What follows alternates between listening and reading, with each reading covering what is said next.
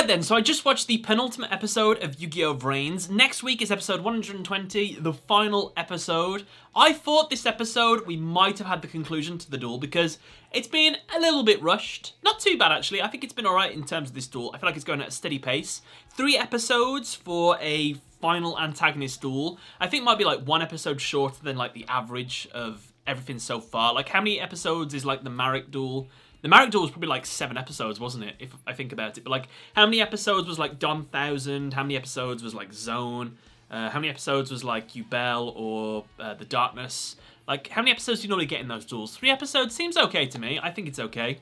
But yeah, I thought it was going to end in this episode, and then the next episode would be like the conclusion, the aftermath, the repercussions to everything. But no, I think the duel's going to end probably the first half of the next episode.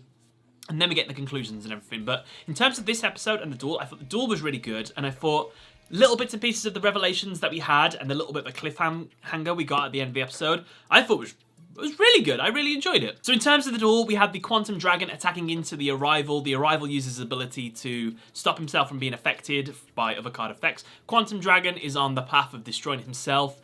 However, Yusaku is able to do quite a good play where he's able to keep himself in the game, which was good. He is then able to get out Dark Fluid, his own Link 5 monster.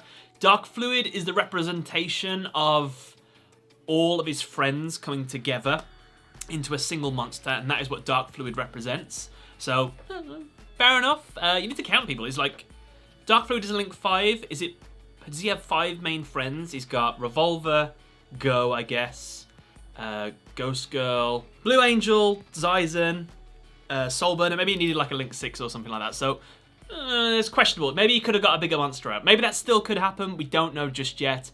But I like the fact that he got his Dark Fluid out. He managed to get all these sort of counters. It looked as if that attack was going to be the final attack against the Arrival when he was able to destroy it and weaken it down. But then, of course, I had a counter back to him, which I thought was kind of cool, and he was able to inflict more damage. I went down to, I think, like 100 life points or something like that. And then I was able to take the advantage as well by kept activating abilities that Yusaku had to negate, which he was losing each counter, so his monster was becoming weaker and weaker. So I thought that exchange between these 2 high-powered monsters was really cool. I always like it when boss monsters are not only protected and like quite hard to get over, but the fact that they're really powerful in terms of attack as well. That's what I kind of like about a boss monster, regardless anyway. The icing on the cake was, of course, the fact that Yusaku surprises us all and he brings out a Borrel Load Furious Dragon by fusing 2 fusion token monsters together to create the monster, which I thought was pretty cool. I didn't expect it to be that monster, and the reason why that monster was chosen was because it perfectly counters the spell card, the Judgment Arrows, which Revolver hated the most, of course. That was the card he was most worried about. And I'm glad that happened, because when he got the monster out, he didn't really do anything with it. He didn't attack or use any abilities. I was like, so what was the point of this monster? But then it made apparent a bit later when he's able to destroy it to weaken down the monster, because yeah, I had like was it like a 2200 attack point monster? Sorry, 22,000 attack point monster, something ridiculous like that. But no, I thought that whole thing was really cool.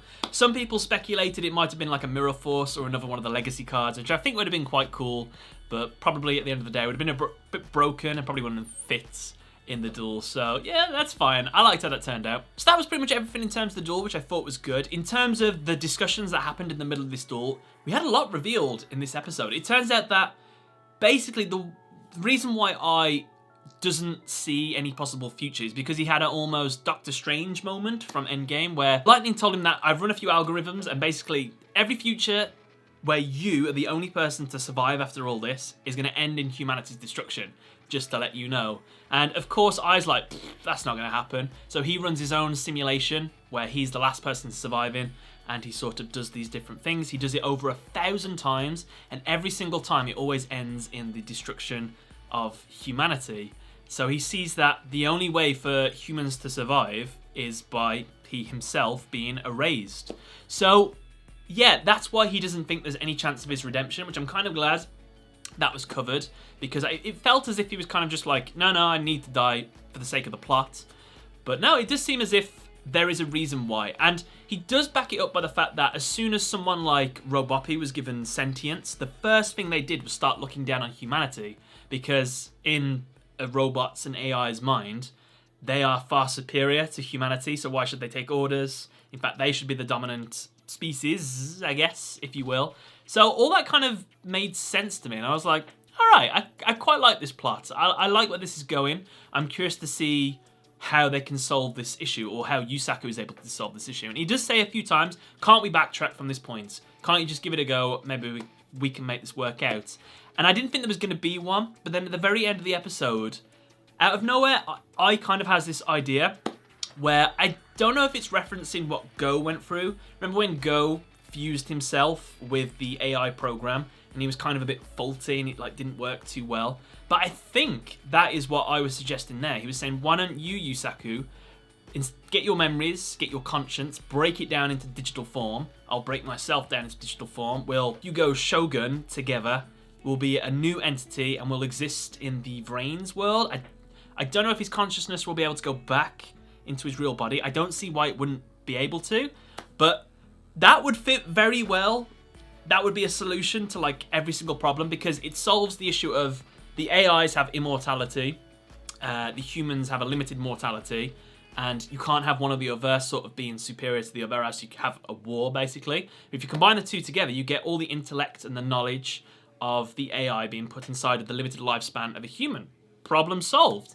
And that would also fit with the Yu-Gi-Oh theme, where every single main character always has a kind of partner, and it'll harken back to the original Yu-Gi-Oh series, where it's just Yugi and Atem kind of together. So I could see that working. I hope it does anyway, because I'd like to see like a final shot of maybe a different designed Yusaku, because I've been saying for ages I wanted a redesign for Yusaku's Playmaker outfit for like the new seasons or something, but I never got it. Other characters did. Why didn't Yusaku? And this could be it right here. And then that could lead on to if they ever did a final season, or maybe the manga, where you've got this Yusaku AI hybrid character. And that could be quite cool. So yeah, I like that. The only skepticism I had about this episode was what I would consider a little bit of a retcon, where I says to Lightning back in the last season, we sort of have a flashback. It's implied as if Lightning predicted that he would lose his duel against I and Playmaker. And I thought that was a little bit out of character for Lightning. I thought Lightning was just so like headstrong and so like sure of himself and things like this that I don't know, it just didn't seem fitting for his character that he would predict that he'd lose. So he had this sort of contingency plan to tell I these things to sort of keep in motion the plan to keep the AIs alive. So I don't know. That was the only thing I was a little bit all right, that might be just because we're rushing. We have to sort of create these sort of things. The only other thing that I had a little bit of a grievance with is the fact that the final attack that I does with the arrival, after he attacks, he special summons that 3,000 defense point monster, and I'm pretty sure it had like 2,000 or 3,000 attack. Wasn't Playmaker open for an attack if he just special summoned it in attack? Or did that happen during the end phase? That's the only thing I wasn't too sure about, because I'm pretty sure he could have won right there, because they're both at like 100 and like 450 or something ridiculous like that. So yeah, let me know in the comment section below if that was the case. But other than that though, I thought the episode was really good. I like the way it ended. I like the sort of harsh morality that's going on. I like the reason why we're in this door. I just liked it. I thought it was good. I'd love to know what you all thought in the comment section below. What do you think of this episode? What do you think is going to happen in the final episode of Yu-Gi-Oh! VRAINS next week? Let me know in the comment section below. But other than that, thank you all for watching. Catch you later. Bye everyone.